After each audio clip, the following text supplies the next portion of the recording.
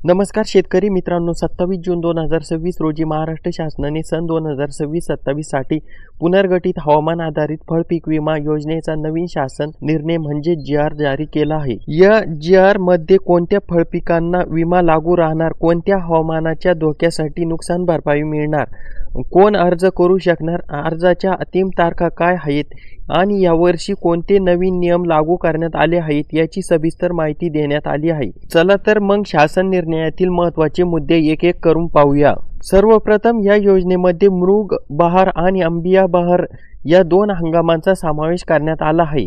मृग बहारामध्ये संत्रा, मोसंबी, डाळिंब, चिकू, पेरू, लिंबू, सीताफळ, द्राक्ष, हळद आणि अंजीर या फळ पिकांचा समावेश करण्यात आला आहे। तर अंबिया बहारमध्ये संत्रा, मोसंबी, आंबा, काजू, डाळिंब, केळी, द्राक्ष, स्ट्रॉबेरी, पपई, अंजीर, नारळ आणि सुपारी या पिकांना विमा संरक्षण देण्यात येणार आहे। त्यामुळे सर्वप्रथम आपल्या फळ पिकांचा या योजनेमध्ये समावेश आहे का हे तपासणे आवश्यक आहे। आता या योजनेचा उद्देश समजून घेऊया। फळबागाचे नुकसान अनेक वेळा कमी पाऊस, अतिवृष्टी, पावसाचा खंड, जास्त तापमान, कमी तापमान, गारपीट किंवा इतर हवामानातील बदलामुळे होते। अशा परिस्थितीत शेतकऱ्यांना आर्थिक मदत मिळावी हा या योजनेचा मुख्य उद्देश आहे। मात्र प्रत्येक फळपिकासाठी हवामानाचे धोके वेगवेगळे निश्चित करण्यात आले आहेत। त्यामुळे सर्व पिकांना एकसारखे संरक्षण लागू होणार नाही। आता पात्रतेबद्दल बोलूया। या योजनेमध्ये कर्जदार आणि बिगर कर्जदार दोन्ही प्रकारचे शेतकरी अर्ज करू शकतात। जर तुम्ही भाडेपट्टीवर शेती करत असाल तर नोंदणीकृत भाडे करार आवश्यक राहणार आहे। तसेच उत्पादनक्षम वय पूर्ण झालेल्या बागेलाच या योजनेचा लाभ दिला जाणार आहे। कोकण विभागात किमान 10 गुंठे तर इतर विभागात किमान 20 गुंठे फळबाग असणे आवश्यक आहे। एका शेतकऱ्याला जास्तीत जास्त 4 हेक्टर क्षेत्रासाठी विमा संरक्षण मिळणार आहे। या वर्षी शासनाने काही महत्त्वाचे बदल देखील केले आहेत। डिजिटल क्रॉप सर्व्हे म्हणजेच DCS मध्ये पिकाची नोंद असणे आवश्यक आहे। त्याचबरोबर ॲग्रीस्टॅग फार्मर ID तयार केलेला असावा लागेल। फळबागेचे जिओ टॅगिंग पूर्ण असणे आवश्यक आहे आणि आधारशी लिंक असलेले बँक खाते असणेही बंधनकारक करण्यात आले आहे।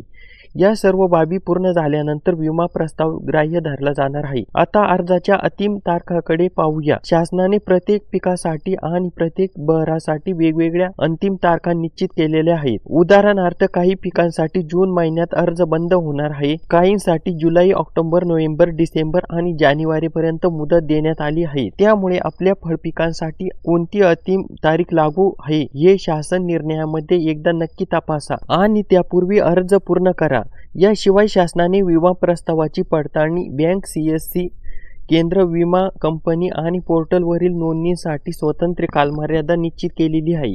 म्हणजे अर्ज केल्यानंतर त्याची प्रक्रिया किती दिवसात पूर्ण होईल, प्रस्ताव मंजूर होण्यासाठी किती वेळ लागेल आणि विमा कंपनी पुढील कार्यवाही किती दिवसात करायची याची स्पष्ट उल्लेख या जी.आर. मध्ये करण्यात आलेला आहे। नुकसान भरपाई बाबतही शासनाने महत्त्वाच्या सूचना दिल्या आहेत। हवामान निकष पूर्ण झाल्यानंतर आणि विमा दावा मंजूर झाल्यानंतर नुकसान भरपाई थेट लाभार्थ्यांच्या बँक खात्यात जमा केली जाणार आहे। त्यासाठी विमा कंपनीने निश्चित केलेल्या प्रक्रियेचे पालन करावे लागणार आहे। तसेच शासनाने बनावट विमा प्रस्तावावर कठोर भूमिका घेतली आहे।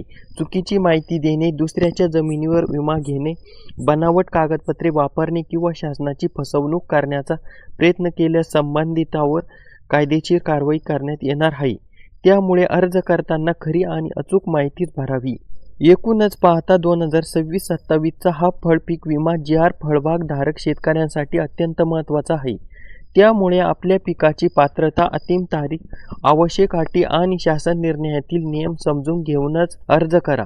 शासन निर्णयाची PDF वाचून कोणताही निर्णय घ्या, जेणेकरून पुढे कोणतीही अडचण निर्माण होणार नाही। शेतकरी मित्रांनो, 2026-27 च्या फळ पीक विमा योजनेबाबतचा हा नवीन शासन निर्णय होता।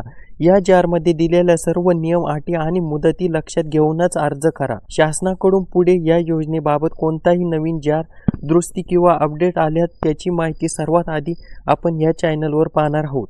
हा व्हिडिओ उपयुक्त वाटला असेल तर एक लाईक करा आणि तुमच्या गावातील तसेच फळबाग असलेल्या प्रत्येक शेतकरी मित्रांपर्यंत हा व्हिडिओ नक्की शेअर करा, जेणेकरून प्रत्येकाला शासन निर्णयाची अचूक माहिती मिळेल। अशा शेती, कृषी योजना आणि महा-DBT संदर्भातील माहितीसाठी पवन ॲग्रोटेक यूट्यूब चॅनलला सबस्क्राईब करा। धन्यवाद शेतकरी मित्रांनो।